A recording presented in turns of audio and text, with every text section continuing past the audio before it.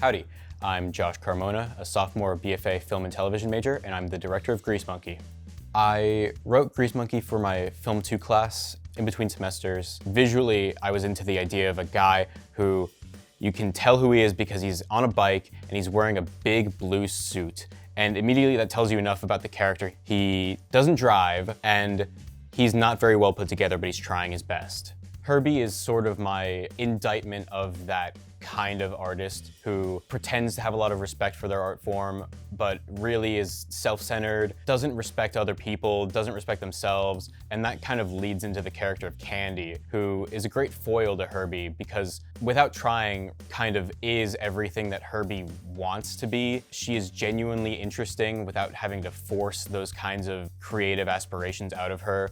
The back and forth between these two characters who have such different walks of life and such different perspectives that it creates a great interplay, but it also creates a great message. A film is nothing without the actors, and the actors were fantastic in the film. My lead, Nick Najarian, and my other lead, Lucy Sturm, who respectively played Herbie Hoffman and Candy. My actors had the script down so well. I didn't have to go in and really poke and prod with them to get them to do the kind of performances I wanted. They had it down so well. I was really comfortable with them doing exactly what they were doing and just letting them shine and improvise and really just letting them take the stage. Well, I had a very specific visual language that I wanted to pull from.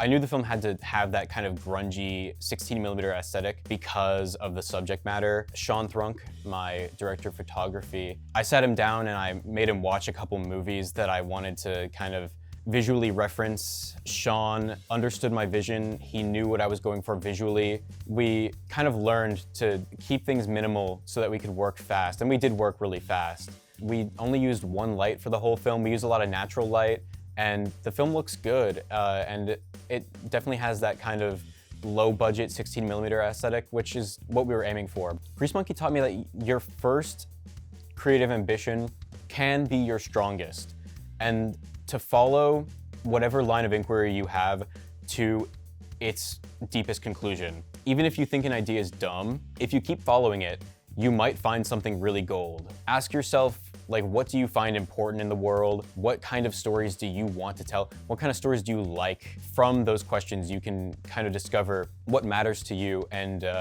find out what you will want to make. And if you have a strong voice and you have a clear message, everything else falls into place.